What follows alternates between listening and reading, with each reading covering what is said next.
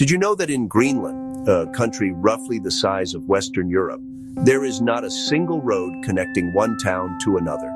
Not one. If you want to travel between cities, you fly or you take a boat. No highways, no road trips, no rental car adventures, Phil. For most first-time visitors, this is the very first mistake they make. And it is far from the last. Greenland sits at the edge of the world, and it behaves accordingly. It is a place of profound beauty, ancient tradition, and raw, uncompromising nature. Yet every year, thousands of travelers arrive with expectations built on Instagram photos and a rough idea of what Arctic travel looks like. The reality is far richer and far more demanding than most anticipate. I have had the privilege of traveling and working across all of the Nordic countries, from Denmark to the Faroe Islands to Finland. But Greenland stopped me in my tracks like nowhere else. It tested my planning, my pockets, and my assumptions. And that is precisely why it is worth talking about. So let us walk through these 5 mistakes together.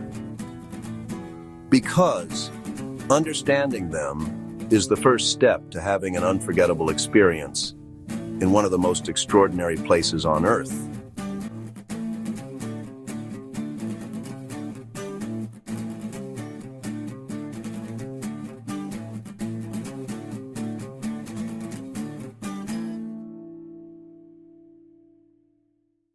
The very first mistake, and perhaps the most logistically dangerous, is arriving in Greenland without understanding how transportation actually works. Imagine planning a road trip. You land in the capital Nuuk, you rent a car, and you plan to drive north to the icebergs of Ilulissat, then east to the dramatic wilderness of Tasiilaq. It sounds like a perfect adventure. There is just one problem. Those roads do not exist. Greenland has no road network connecting its towns and settlements. None.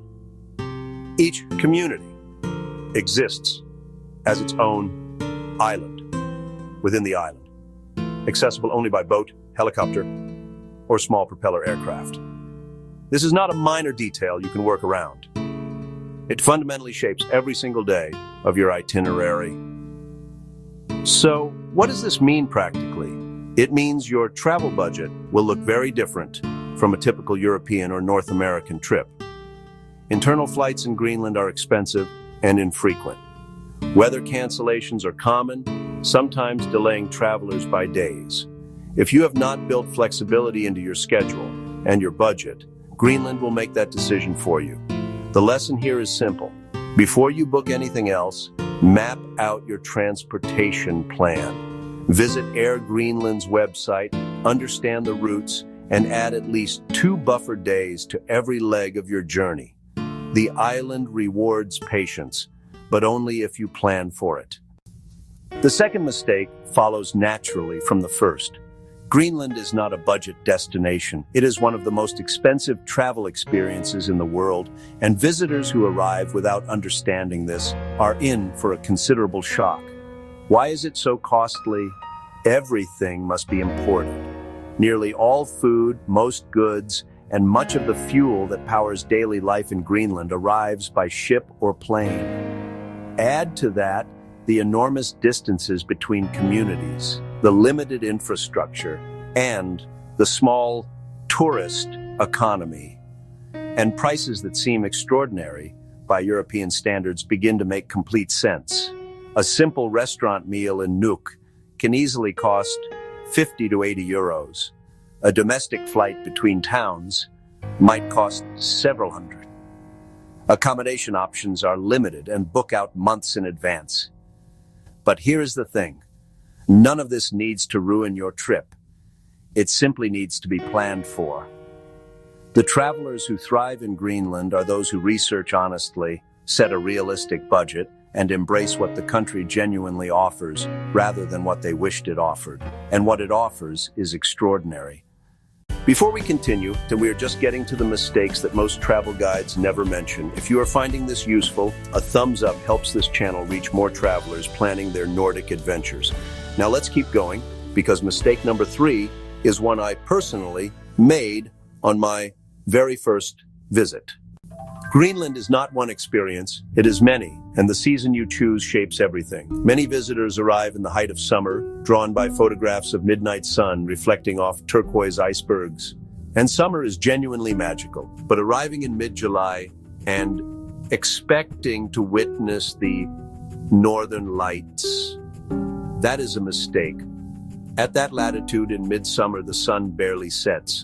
The auroras are invisible. For that, you need the long, dark nights of late autumn or winter. Roughly October through March. Equally, visitors who arrive in early spring hoping for easy hiking are sometimes surprised to find the trails still buried under meters of snow. Those same trails in late August are accessible and breathtaking. The key is matching your expectations to your season. Summer offers the midnight sun, iceberg season at Ilulissat, and hiking.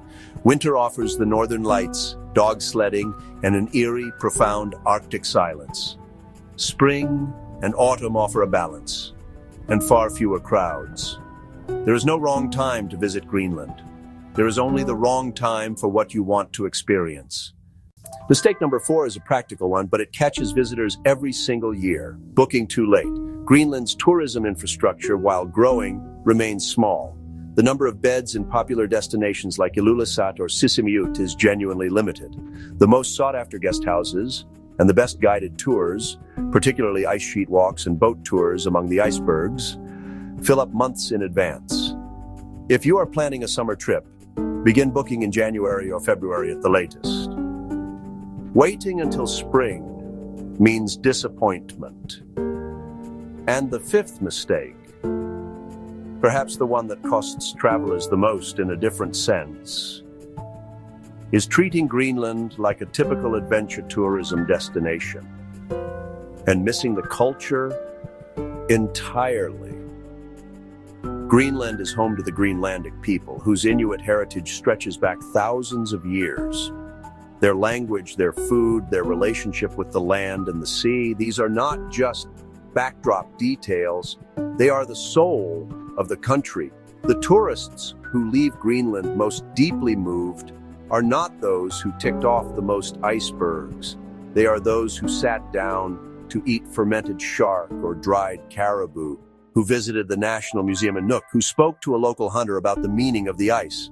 Greenland will show you extraordinary nature, but if you let it, it will also show you something far more lasting. So there they are, the 5 mistakes that shape most first-time experiences in Greenland and how to avoid each of them. Plan your transport before anything else. Set a realistic budget. Choose your season with intention. Book early. And above all, engage with the culture that makes this island unlike anywhere else on Earth. One final bonus from personal experience. Pack layers you did not think you needed. Arctic weather can shift from calm sunshine to biting winds within an hour, at any time of year. A good merino wool base layer and a windproof outer shell have saved more than one trip.